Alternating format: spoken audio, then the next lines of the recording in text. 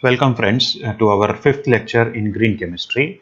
In the previous lectures we have covered about the principles of green chemistry given by Professor NSS, and then we had seen about the green reagents and green catalysts. In green catalysts we will be looking forward for the green catalyst today. We have seen about the green catalyst, four different types of green catalyst. We have seen it in the previous lectures, that is acid catalyst, basic catalyst, oxidation catalyst, and in the last lecture we had seen about the phase transfer catalyst. Now we will look into the aspects of biocatalysts. The most important convergence in the context of green chemistry, the principles that were being given by the Professor Paul Anastas, all the 12 principles are rightly followed by the enzymes or are being followed by the biocatalysts. When we are using enzymes as a catalyst, they will be following most of the principles of green chemistry, hence they are the most important convergence in context of green chemistry.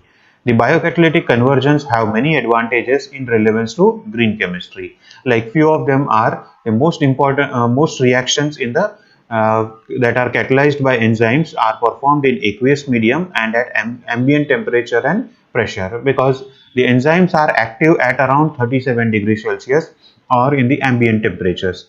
They will become inactive or their structures will be ruptured as we increase the temperatures. So temperatures are at ambient temperatures, and also the pressures we are remaining at ambient. Moreover, the enzymes are soluble in water, and so they will be performing in the aqueous medium. The catalysis is performed in aqueous medium, hence we do not need to use any organic solvent there. So these are the greater advantages for using enzymes as a catalyst in the reactions. Similarly, biocatalytic conversions are normally involved in one single step. So the complex reactions, complex convergence or stereospecific convergence, all are being done in one single step. So in a normal chemistry, when we will do the chemical reactions in the laboratories, there it might take several steps to get the product, but in enzymes when we are doing it, they will be converted in one single step. So that is a greater advantage here using enzymes as a catalyst. Similarly, as the enzymes are having an active site which is highly specific, so protection deprotection is not needed for the functional groups, because they are highly regioselective. As they are highly regioselective, the reaction will be catalyzed at one particular position only and not the other positions. In presence of other similar functional groups, one single functional group can be catalyzed without any protection deprotection. So these unnecessary steps can be avoided following the green chemistry principles. Similarly, the reactions are highly rapid here, because there are the enzymes which are converting molecules from reactant to product at a rate of say 10 to the power of 11 to 10 to the power of 15 molecules per second. So this is a great speeds that, with which they are moving forward. So reactions become very fast, and so the products will be obtained in a very short amount of time. Similarly, the reactions are highly stereospecific. There are products which are having 100% enantiomeric enrichment. That is, only one of the isomer is being synthesized in presence of when there is possibility of several different isomers being synthesized. In normal chemistry, we may yield up or we may get the mixture of isomers, but in when we are using enzymes, where there is a complete chance of getting only one isomer as the product, no chance of getting the second isomers. So they are highly stereospecific convergence. Here the biocatalysis is normally involved in a single step. The reaction, we can have the examples for this as the biocatalytic conversion of penicillin into a industrially important 6-amino penicillinic acid. The 6-amino penicillinic acid is used for several different purposes for synthesis of many medicinally important compounds. And when it is being synthesized by using enzyme Penicillase, it proceeds in a single step. The hydrolysis of this amide, acyclic amide, happens to give us 6-amino penicillinic acid. So this proceeds via single step using penicillase as an enzyme in water and at 37 degrees Celsius of temperature. But the same reaction, when it is carried out in the chemical conversion in the laboratory by using normal reagents, we require around 4 to 5 steps are required for conversion of this penicillin into penicillinic acid. 6 amino penicillinic acid, it converts into in 4 different steps. First is a formation of methyl silylenol ether, then chlorination of it, and finally the hydrolysis of it to give us 6 amino penicillinic acid. As the number of steps increases, there is a greater loss of intermediate products that are being formed, and so we will get the lesser yields also when the number of steps are increasing. While when we are using penicillase as an enzyme, we are converting the product from reactant in one single step, so less amount of loss of product is also present, resulting in this chemical conversion. Similarly, microbial oxidations have been known since ancient days. About a few millennium years of back, we were knowing this particular conversion of sucrose to ethanol. Uh, our forefathers from thousands of years back, they were known how to convert the sucrose into ethanol, industrially very important ethanol. So this conversion is being carried out by using invertase enzyme present in yeast, which converts sucrose into glucose and fructose, and then the same enzyme converts glucose and fructose into ethanol. So these reactions are highly regiospecific, stereospecific, as well as chemospecific. So they are yielding regio, stereo, and chemoselectivities in the reactions. So our enzymes are highly important for carrying out different types of reactions, catalyzing different types of reactions. The microbial oxidations have also been known to convert lactose to lactic acid. That is, our mothers are doing it in our kitchen every day when we are converting milk into curd. It is a conversion of lactose into lactic acid. Unknowingly, they are using the bacillus acidic lactase as an enzyme from converting this milk into curd. So this is a normal reaction that we happen, and it is getting converted 100%. We do not get even a trace of milk at the end of the reaction. Similarly, enzymatic convergence of ketone to lactone is encountered in microbial degradations. When the microbial degradations are tested, we come across many ketone to lactone conversions are there. Like for example, cyclohexanone can be converted into its corresponding lactone. Lactones are nothing but cyclic esters.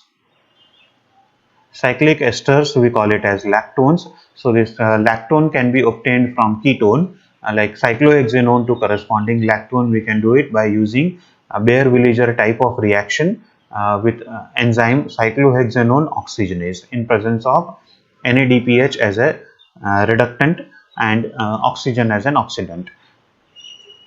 So this will be converting ketone into a lactone. Similarly, the same enzyme also converts 4-methyl cyclohexanone into the corresponding lactone with high stereoselectivity of more than 98% enantiomeric enrichment.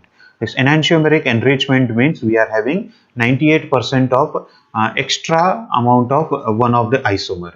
So the rest of the 2% that is remaining, that is racemic mixture.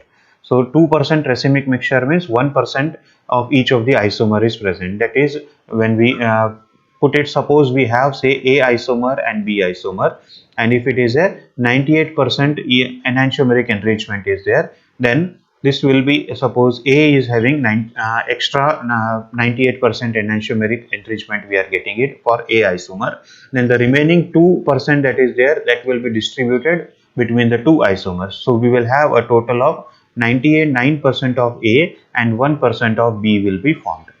So there is a greater selectivity of 99% for this particular isomer when there is a possibility of the second isomer also being there in these reactions. So oxidation reactions or enzymatic conversions are highly stereoselective reactions. The microorganisms are used for hydroxylation reactions of steroids to generate optically active compounds like progesterone, which is a raw material for several important medicinally important steroids. For synthesis of medicinally important steroids, progesterone is used. This progesterone can be converted to 11 alpha hydroxy progesterone, where we are introducing a hydroxyl group, stereospecific hydroxyl group at 11th position. So in presence of many other sites, it is just happening at 11th position only. Hydroxyl group is being added, and that too at a particular stereochemistry by using Aspergillus aureus as an enzyme or a microbe. Similarly, hydroxylation of 9 beta 11 alpha pregnadiene. This is 9 alpha. At ninth position, we have a alpha methyl group here. Then we have 10 alpha 9 beta 10 alpha pregnadiene gives corresponding 16 alpha hydroxy derivative. So this derivative can be obtained with a nice yield of about 81%. By using microbial oxidations. Similarly, horseradish peroxidase enzymes. Horseradish peroxidase enzymes catalyzes the oxidation of phenols to quinones. As phenols to quinones can be done if the para position is blocked here with a methyl group, then we get a 1,2-dione we will be getting it. If para position is open, then we will get the 1,4 quinone we will be getting it over here with a horseradish peroxidase enzymes. Similarly, hydrolysis, enantioselective hydrolysis can also be catalyzed by using pig liver esterase enzymes. Here the example we are taking it of a enantioselective hydrolysis of mesodiesters. This is a meso compound which has a plane of symmetry passing over here, so that it divides the two half as a mirror images of each other. Hence this compound becomes a meso compound. Now this meso compound can be hydrolyzed. Only one of the ester is getting hydrolyzed while in presence of the other ester, so that this helps us in resolving the enantiomers also, because this is giving us 96% enantiomeric enrichment. Only one of the isomer is being hydrolyzed, the other isomer remains as such. So this we are using here as a pig liver esterase enzyme, which is extracted from the liver of pig. There this enzyme converts or stereoselectively it is hydrolyzing only one of the esters in presence of the other esters.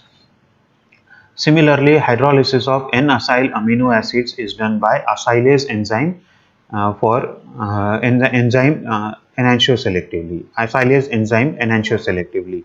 Here, one of the isomer is getting hydrolyzed, the other isomer remains acid. This is very important reaction when we are synthesizing amino acids in the laboratories. In the factories, when we are synthesizing amino acids, that amino acids are being synthesized in a racemic mixtures. Generally, we result into a racemic mixture, but naturally amino acids are all L amino acids. So as they are all L amino acids, we need to when the racemic mixture is there, we need to resolve that racemic mixture. This acylase enzyme can be used for resolving the racemic mixture. We can selectively first protect this. We can selectively first protect this amine group by acyl group, and then we can hydrolyze one of the acyl groups in presence of the other isomer, so that by using acylase enzyme we can resolve this mixture, racemic mixture, very easily. Similarly, horse liver alcohol dehydrogenase. This horse liver alcohol dehydrogenase or HLADH, which is used for both oxidation reactions as well as for reduction reactions, where depending on whether it is accepting hydride ion or it is giving hydride ions. When it is donating hydride ion, it will be reducing. It will be acting as a reducing agent. When it is accepting hydride ion, it will be acting as a oxidizing agent. Here, the horse liver alcohol dehydrogenase oxidizes many alcohols to aldehydes and ketones, and further to acids stereospecifically. Here we are taking one of the examples where the one of the primary alcohol is getting oxidized into acid, which further cyclizes to form a lactone in a 70 to 77% yield. Similarly, enzymatic reductions are also being studied with a high stereoselectivities.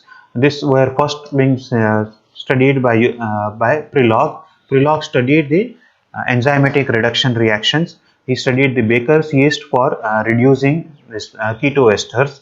When he studied, he found that the ketoester, when it is having a smaller side chain,